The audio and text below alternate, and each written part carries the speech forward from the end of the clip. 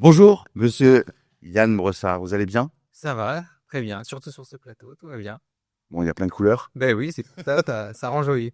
C'est un peu moi, en fait, tout ça. Allez, c'est parti. Né le 23 avril 1980 à Fontenay-aux-Roses, dans les Hauts-de-Seine, dans le 92. Si je me trompe, n'hésitez pas, hein. Vous êtes diplômé du lycée Henri IV ENS de Lyon, professeur agrégé de lettres modernes, membre du Parti communiste depuis vos 17 ans, un militant un vrai militant de la faucille et du marteau, élu à la direction de la Fédération de Paris du Parti communiste français en 2002. En 2006, élu au Conseil national du Parti communiste français, faisant un bond dans le temps le 5 avril 2014.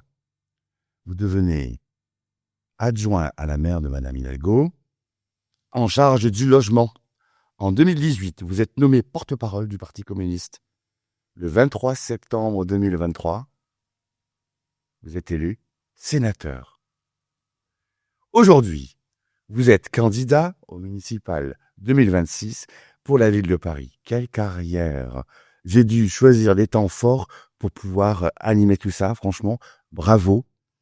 Merci. Bon, en même temps, mon métier, hein, c'est enseignant, hein, puisque vous l'avez dit, je suis agrégé de lettres modernes et donc j'ai enseigné plusieurs années à Sarcelles. Après, une carrière peut-être, en tout cas, quand j'ai décidé de m'engager en politique à l'âge de 17 ans, je pensais pas du tout en faire mon métier à plein temps. Enfin, en tout cas, pour moi, mon métier, c'est enseignant et après, j'ai été élu, donc je suis en disponibilité de l'éducation nationale.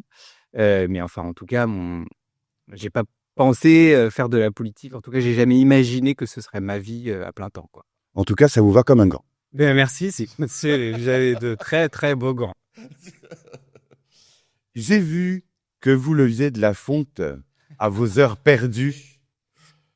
Peut-on lever des fonds pour un Paris encore plus propre? Vous me répondrez après. Avec plaisir. Comment ça va là maintenant?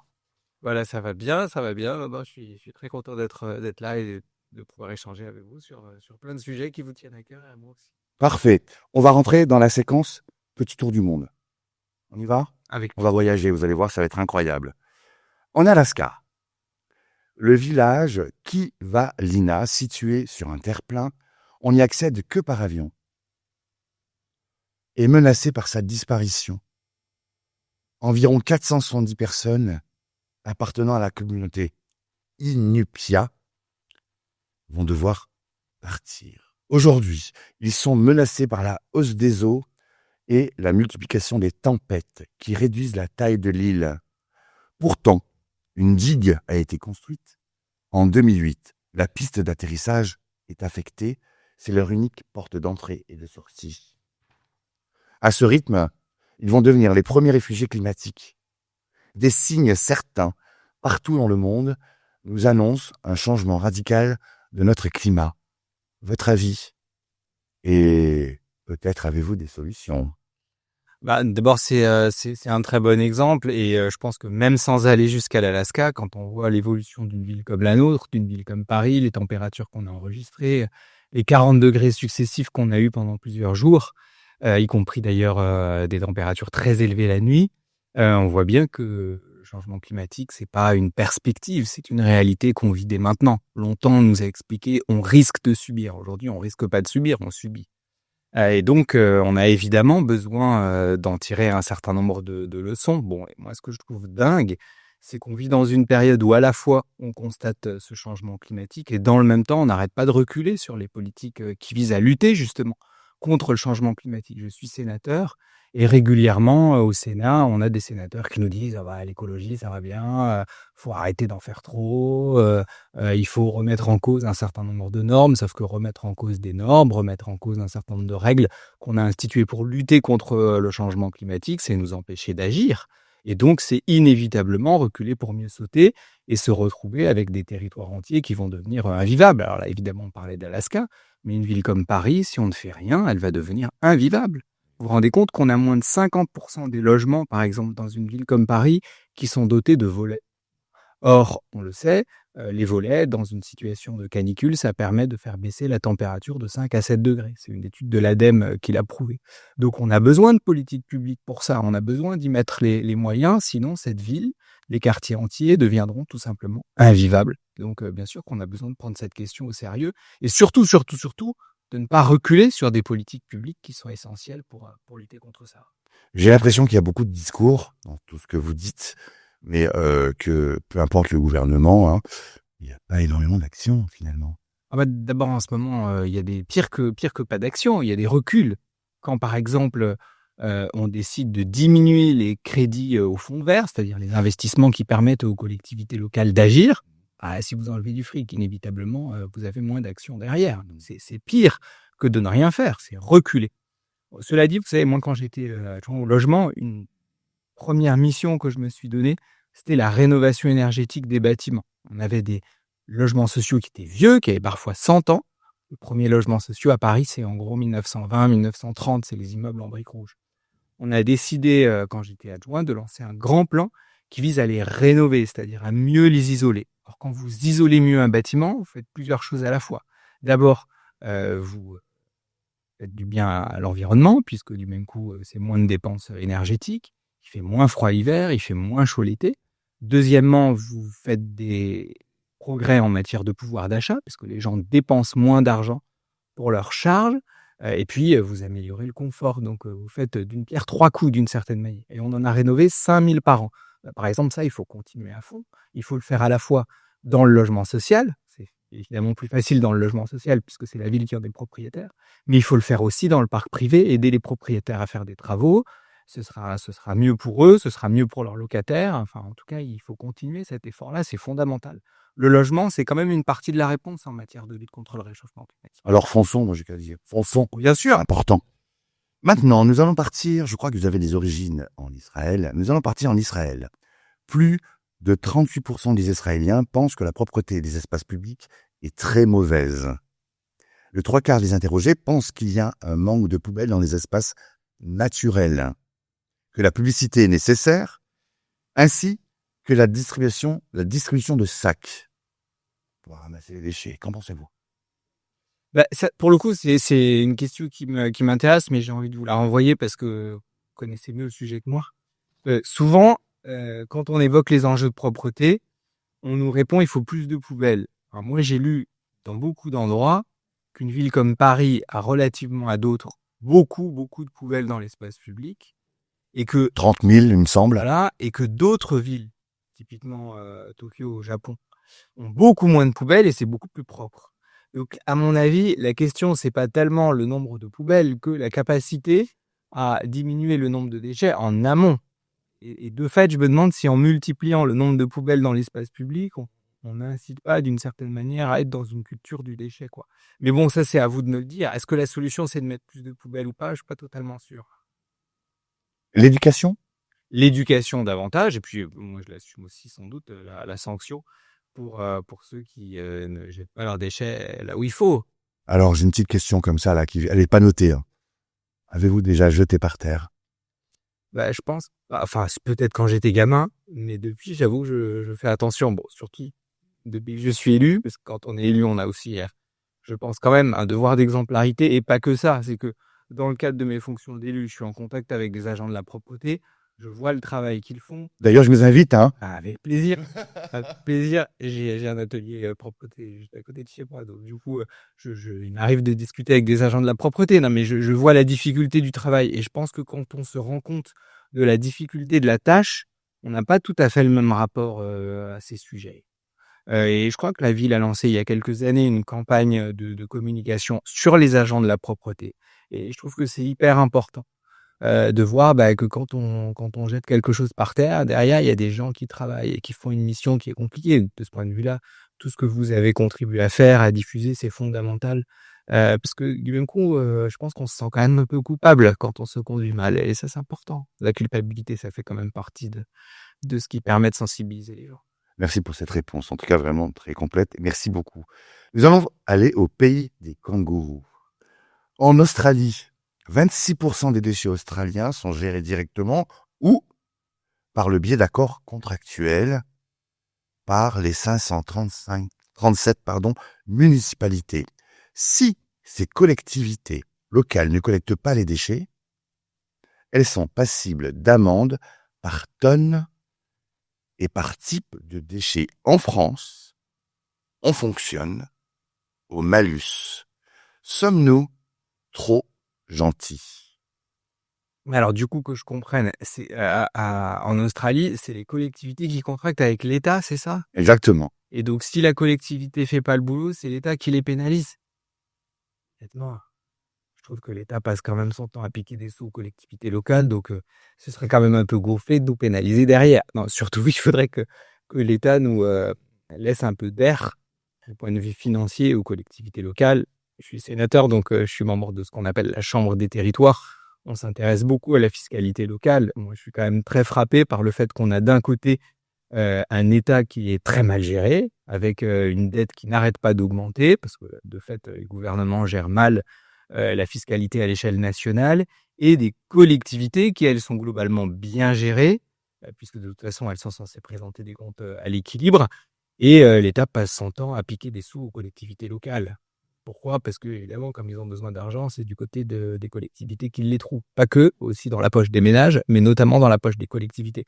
Donc si en plus on doit se faire pénaliser derrière, on risque pas de s'en sortir. Ensuite, vous connaissez Singapour? Oui, enfin, j'ai pas eu l'occasion d'y aller, mais ça a de réputation, ouais. C'est la ville et le pays le plus propre grâce à des lois strictes. Sanctions sévères contre les déchets ou le vandalisme. Un déchet jeté par terre, c'est égal à $1000 d'amende, soit 855,40 €. Le recyclage et le traitement des eaux ultra performants. On a un très très bon système à Paris d'ailleurs au niveau des eaux. Et l'espace urbain impeccable, aucune pollution visuelle. Pensez-vous que sévir serait une solution à une planète propre? À Singapour, ça fonctionne. Ah, moi, je suis pas du tout choqué par la sanction et par la perspective d'augmenter les sanctions. Alors, c'est aujourd'hui encadré par la loi. Si vous jetez un déchet par terre, je crois que c'est 135 € d'amende. Exact. Moi, je serais pas choqué qu'on augmente les sanctions. Vous voulez mon avis? Moi, je trouve que c'est pas assez, mais Bah, c'est pour ça, je pense qu'il faudra les augmenter. Vous avez des gens qui travaillent pour faire en sorte que l'environnement soit propre. Vous avez des gens qui salissent, ils doivent être sanctionnés. Bon, et puis beaucoup de gens disent parier sale. Moi, j'étais frappé par l'autre jour, voilà, un type devant chez moi. Alors, je pense qu'il a pas fait exprès de le faire devant chez moi, mais enfin quand même, son chien crotte par terre. Et les mêmes qui vous disent parier sale sont parfois ceux qui salissent quand même. Alors, pas tout ça, mais notamment. Et ben oui, je pense qu'il faut des sanctions, bien sûr. Mais vous savez, il n'y a pas de règle qui fonctionne s'il n'y a pas de sanctions pour ceux qui y contreviennent. Moi qui ai beaucoup bossé en matière de logement, je me suis aussi battu pour que les gens qui respectent pas les règles, qui louent des logements insalubres, ils soient sanctionnés. Il y a des règles, on n'est pas censé jeter n'importe quoi par terre. Et donc, à un moment donné, si on les respecte pas, oui, on doit être sanctionné. Et c'est vrai que 135 €, c'est pas extrêmement dissuasif, hein. alors est-ce qu'on sanctionne assez sur Paris ou pas? Non, je pense pas. Je pense pas. On doit. Alors, bien sûr, on a des agents de la police municipale qui font tout ce qu'ils peuvent et c'est pas simple. Peut-être pas assez. Mais et de toute façon, leurs effectifs ont vocation à grandir. Non, moi, je pense que la propreté de l'espace public, c'est tellement fondamental. Comment dire? Pour être élu d'un arrondissement comme le 18e, qui est un arrondissement populaire, où ces enjeux se posent, c'est tellement perçu comme un enjeu de dignité, quoi. Vivre dans un espace qui est propre. Évidemment, la moindre des choses qu'on puisse exiger, réclamer, mais ça suppose évidemment de responsabiliser tout le monde et aussi de responsabiliser ceux qui salissent. Donc, il faut la sanction et il faut la certitude d'être sanctionné si on ne respecte pas les règles. Et donc ça suppose qu'il y ait plus de sanctions, oui. J'ai fait le tour de Paris récemment, j'ai fait du 1er au 3 juillet, et nous sommes passés porte de Clignancourt. Boulevard Ney. Quel désastre. Pourtant, ça bosse du feu de Dieu, mais quel désastre. Les pieds d'arbres, il y avait les pyramides de déchets, quoi. J'ai halluciné. Donc, l'an prochain, normalement, je dois faire 3 jours de tour de Paris. Mais l'an prochain, je ferai 5 jours de Paris parce que je vais rester 2 jours à Porte de Clignancourt parce que ça sera malheureusement la même chose et peut-être en pire. Donc du coup, je vais accentuer sur Paul de Clignancourt. Mais qu'est-ce qui se passe là-bas à Port de Clignancourt? Bah, Boulevard Ney, ça m'a ouais, bah, perturbé. dans tous les lieux où on a des occupations illicites de l'espace public, des marchés sauvages, inévitablement, on a une multiplication des déchets. C'est ce qui se passe notamment porte de Clignancourt. Mais bien sûr, quand il y a des gens qui salissent, ils doivent être sanctionnés, c'est sûr. Ça vaut porte de Clignancourt, ça vaut dans d'autres endroits aussi, bien sûr. Qui est dans le 18e d'ailleurs. Mais bien sûr, hein, mais alors ça, moi, je l'assume tout à fait. Je vois pas pourquoi est-ce que on n'assumerait pas la sanction. C'est une forme de délinquance de salir. Exactement. Ça pourrit la vie des gens. Hein. Que je laisse pourrisser la vie de vos voisins, à un moment donné, il faut bien que vous vous fassiez rattraper par la patrouille. Parfait. Changeons de séquence. Nous allons aller à votre engagement. Venons-en à la plus belle capitale du monde qui est... À Paris. Merci. Évidemment. Paris, bien évidemment. Paris, bien sûr. Et si je vous cite Eugène, vous dites? Eugène Poubelle. Mais oui, bravo. Bien évidemment. D'accord. Eugène Poubelle qui a inventé la poubelle en 1883, qui a été préfet, il était préfet de Paris. Étant donné que vous êtes prétendant à être maire de Paris, à l'heure d'aujourd'hui, pour Paris, doit-on ajouter ou supprimer des poubelles ou faut-il faire autrement? Je pourrais vous donner mon avis, mais je voudrais le vôtre. En ajouter une fois de plus, je ne suis pas totalement sûr que ce soit la solution, précisément parce que d'autres vies qui en comptent beaucoup moins sont plus propres. Donc il faut des poubelles évidemment, mais je ne suis pas persuadé que ce soit la solution miracle pour remédier aux problèmes de propreté. Je pense qu'on a besoin de plus sensibiliser, y compris sur le travail des agents. On a besoin de plus sanctionner ceux qui salissent et on a besoin sans doute d'augmenter les moyens de la propreté. Ça oui. Mais en tout cas, augmenter les poubelles, ça me semble pas être la solution miracle. Très bien. Le tri existe depuis des décennies. Au temps de notre gène, on triait les chiffons et les bouteilles en verre. Les moyens sont là. Mais sont-ils suffisants? L'humain n'arrive pas à suivre comme il le devrait. Aujourd'hui, où en sommes-nous? Quand on voit l'état, la fête de la musique, c'est un désastre. Bien sûr, mais c'est là que je pense qu'on a besoin de sensibiliser davantage. Je sais pas dans quelle mesure c'est envisageable, mais dans les écoles, par exemple, est-ce qu'on n'a pas besoin d'avoir beaucoup plus d'interventions auprès des enfants pour les sensibiliser aux enjeux liés à la propreté, au travail des agents de la propreté? Moi, je suis convaincu qu'il faudrait pouvoir réfléchir à ça avec les directeurs d'école, avec les enseignants eux-mêmes. Après tout, dans les écoles, on apprend maintenant aux enfants à faire du vélo. Enfin, on a commencé à développer ça dans un certain nombre d'arrondissements. On pourrait tout à fait imaginer la même chose de manière beaucoup plus forte auprès des enfants. Moi, je suis convaincu que on arrive à faire évoluer les mentalités en s'appuyant beaucoup plus sur les mômes. Parce que c'est eux qui, derrière, vont dire à leurs parents, voilà, comment il faut faire. Donc moi, je suis assez convaincu de ça. Voilà. La vérité sort de la bouche des enfants. La sensibilisation, c'est hyper important. La communication, énormément. Moi, j'avais l'idée de communiquer sur ces fameuses poubelles intelligentes qui sont les Big Belly. Sur les côtés, il y avait rien. Il y avait le symbole le logo de la ville de Paris. On aurait pu mettre des affiches ou pour sensibiliser les gens à jeter à la poubelle. Et je trouvais ça hyper important. Je l'ai dit à Anne, justement, à Madame Hidalgo, et ils ont mis des petites affiches avec des monstres qui avalent les déchets. Donc je me dis peut-être que ça vient de moi. Donc mais il faut pas se sous-estimer, Ludovic. alors je sais que vous n'avez pas votre langue de bois. Alors pouvez-vous donner une note sur 10 à la propreté à Paris? Argumentez votre note, s'il vous plaît. Et qu'avez-vous à dire aux professionnels et aux Parisiens? C'est compliqué de noter parce que est-ce qu'on note la propreté ou est-ce qu'on note les agents de la propreté? Alors, je me permettrai pas de noter les agents de la propreté. Non, c'est une note en général, pas les agents. J'ai arrêté d'enseigner, donc je ne mets plus de notes et ça me va très bien parce que c'était pas la partie du métier que je préférais. Non, en tout cas, je pense que... Plus que la moyenne quand même. Ah bah, évidemment, et surtout, je pense que c'est un... Donc c'est minimum 5 sur 10. Oui, sans doute un peu plus. Non, mais je pense que c'est un sujet qui est tellement difficile parce que on met des moyens et il y a des agents qui s'arrachent pour faire en sorte que la propreté de Paris s'améliore. Dans le même temps, c'est un sujet qui ne dépend pas que de la municipalité et des équipes de la propreté. Le résultat en matière de propreté, il est aussi le fruit de gens qui salissent.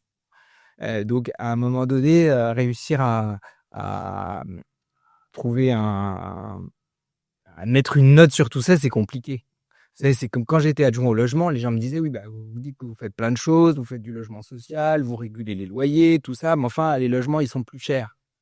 Évidemment, parce qu'il n'y a pas que la municipalité qui agit. Vous avez en face de vous des acteurs privés, par exemple, qui font du logement extrêmement cher. Donc, à un moment donné, un espace comme Paris, il est le fruit de l'action d'acteurs qui sont extrêmement différents. Ben, c'est pareil, vous avez des agents de la propreté qui rendent Paris propre, et puis vous avez des gens, pas que des Parisiens d'ailleurs, qui, quand ils fréquentent l'espace parisien, salissent. Donc, Paris est le résultat de toutes ces actions, parfois contradictoires.